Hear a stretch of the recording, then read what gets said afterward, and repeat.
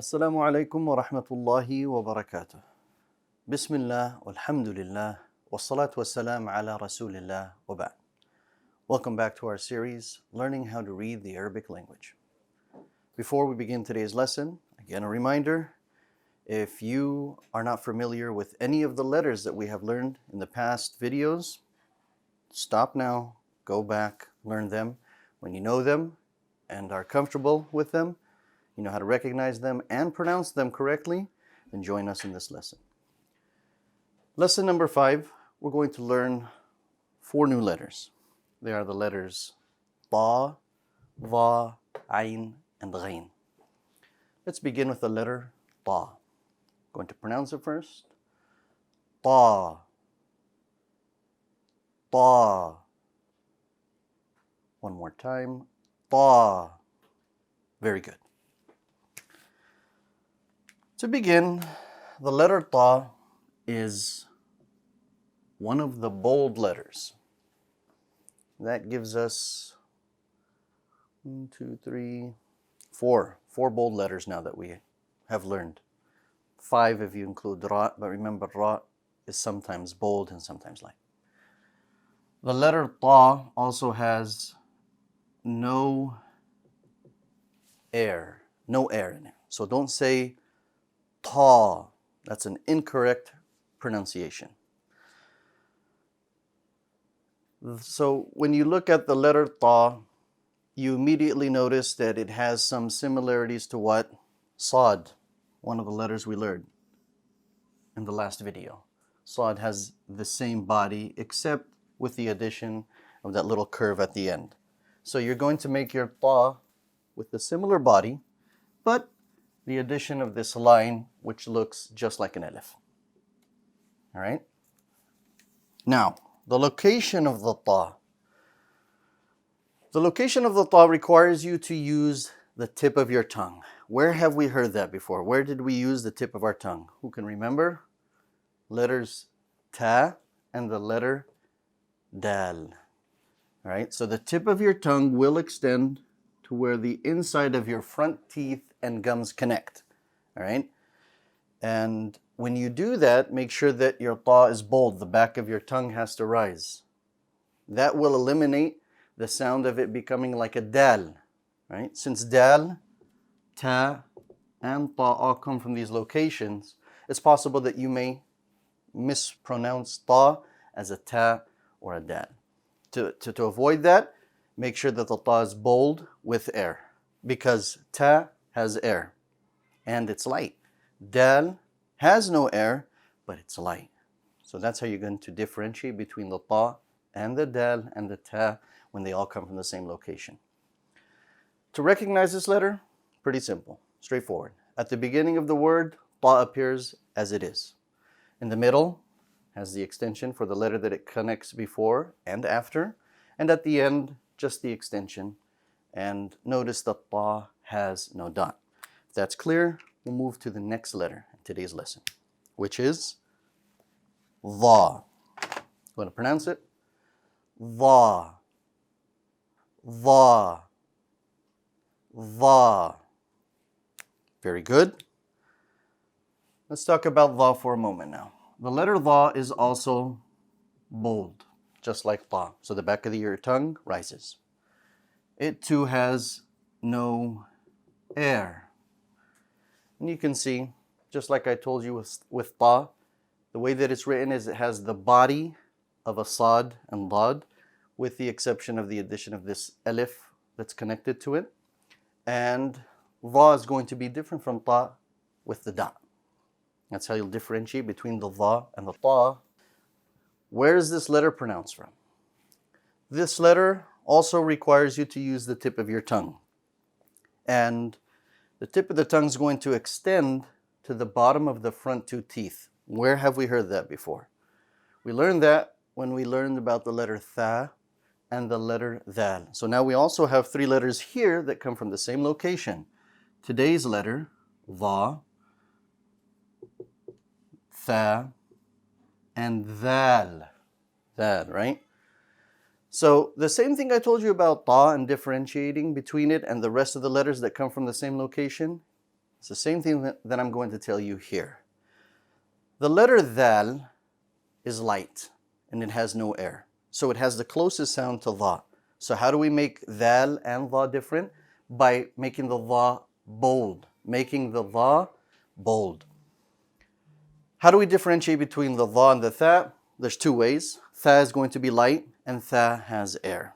So you're not going to really make a mistake with that. I am going to note here though a common mispronunciation of the letter Dha.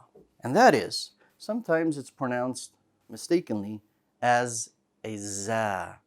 So the word Dhahir is pronounced incorrectly sometimes as Zahir. And that's wrong. Remember, there's only one Z sound, and it's the letter Za.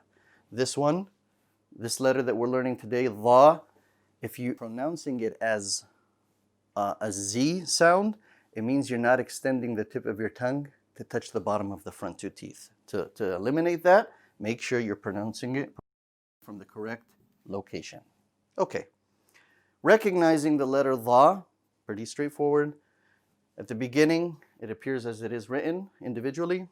In the middle, the extensions, and at the end, one extension from the front. If that's clear, we can move on to our third letter in today's lesson, which is Ayn. Ayn. Ayn. Very good. This is a pretty difficult letter to pronounce. So this one's going to require some practice. It's not impossible. It just needs practice. All right? The letter Ayn is light. So even though it sounds powerful, it's still light. Don't say Ayn. Ayn. Your mouth opens horizontally because the back of your tongue is flat and it has no air. Okay? Now this is number 3, I believe, yes. Number 3 of our throat letters. So remember, we learned 2 throat letters before this. We learned about Hamza. We learned about Ha. Oh, actually, this is going to be number 4. And we also learned about Kha. Kha is up here. I should have used a different letter. We learned about Kha, Ha, and Hamza, also known as Alif, right? Today we add Ayn. Ayn is side by side with the letter Ha. Ha, right? Now, if you were able to pronounce the letter Ha with no difficulty, then you should be able to pronounce Ayn with no difficulty either. Just requires some practice. Remember, Ha. If you hold the air at the location of the Ha, you will get an Ayn sound. So instead of saying Ah, Ayn, Ayn. So it's going to require you to remember that. Light, no air. If you can pronounce Ha, you should be able to pronounce Ayn. That's its location. Mispronunciations, mistakes with this. Sometimes people pronounce Ayn as a what? As a Alif. Instead of saying Ayn, they say Ayn. And that's a mistake, and it requires you to practice and get it from the proper location. If that is clear, we can move to the next part, which is what? Recognizing it.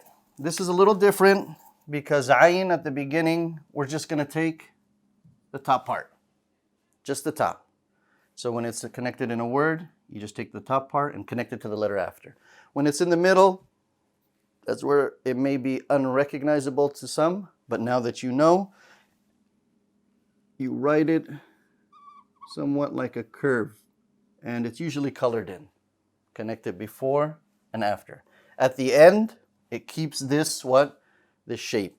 So you write it, connect it, and it's not a hat because it's colored in. The hat would have been more clear, more visible. All right? So this is your Ayn. If that's clear, we can move to the final letter of today's lesson, and that is the letter Ghain. I'm going to pronounce it for you. Ghain. Ghain. Ghain. Very good. Let's talk about Ghain. Ghain is another bold letter. Strong. The back of your tongue is going to rise.